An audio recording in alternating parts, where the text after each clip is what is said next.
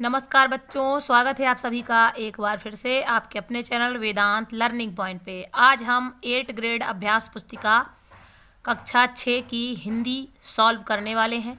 इससे पिछले कई सारे वीडियोज़ में हमने अंग्रेजी सॉल्व की है, ये पूरी हो चुकी है। इसे आप प्लेलिस्ट में जाके देख सकते हैं, वहाँ से सॉल्व कर सकते हैं। आइए आज हम हिंदी का पहला पाठ सॉल्व करेंगे।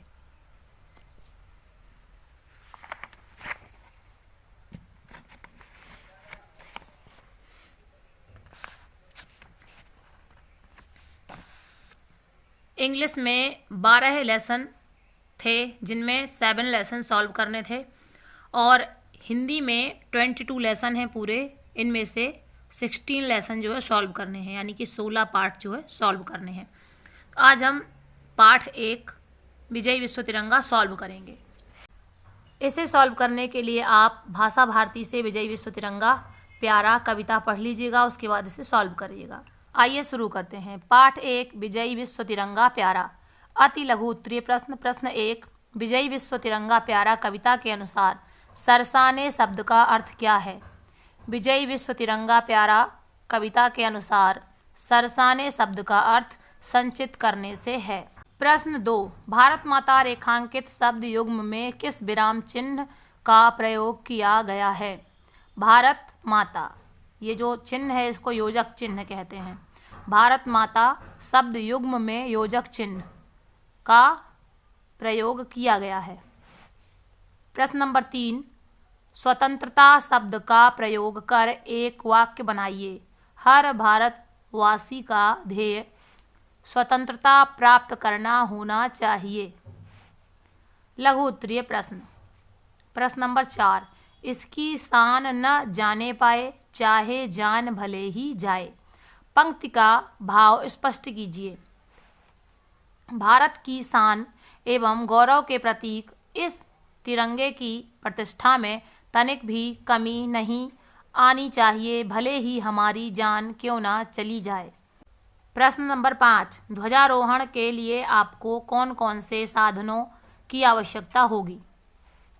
यह स्वतंत्र अभिव्यक्ति है, अपने आप से लिखना है। ध्वजा, तिरंगा झंडा, डंडा, रस्सी, फूल आदि की आवश्यकता होगी।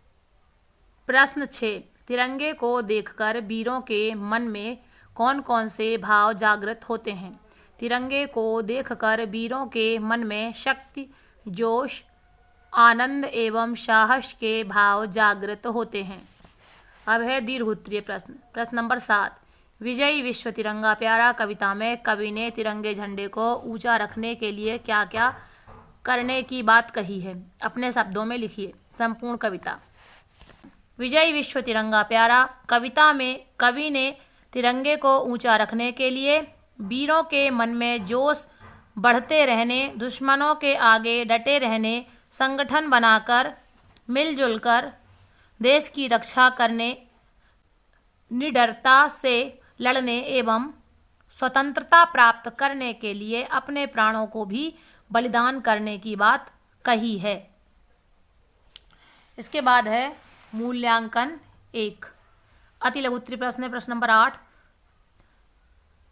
प्रश्न 8, सुधा शब्द का पर्यायवाची शब्द लिखकर वाक्य बनाइए। अमृत, अमृत हो गया सुधा का पर्यायवाची। अब वाक्य बनाएंगे। अमृत पीकर देवता अमर हो गए थे। इसके बाद है लघु उत्तरीय प्रश्न। प्रश्न नंबर 9, तिरंगे के विषय में जानने के लिए आप कौन कौन से प्रश्न करना चाहेंगे? कोई 3 प्रश्न बनाकर लिखिए। पहला प्रश्न है, तिरंगे में कितने रंग होते हैं? दूसरा प्रश्न है, तिरंगे में कितनी तीलियां होती हैं? तीसरा है, तिरंगे को कब कब फहराया जाता है? ये 3 प्रश्न पूछ लिए, ठीक है। अगला प्रश्न है, नीचे दी गई पंक्तियों का भावार्थ अपने शब्दों में लिखिए। आओ प्यारे वीरों आओ, देश धर्म पर बलि बलि जाओ, एक साथ सब मिलकर गाओ, प्यारा भारत देश हमारा, झंडा ऊंचा रहे हमारा। भावार्थ है, भारत के प्यारे वीरों, आओ तथा देश की आज़ादी के लिए अपने प्राणों की बाजी लगा दो। सभी एक स्वर में कहो कि भारत हमारा प्यारा देश है। इस तरह से ये पूरा पाठ आपका हो गया।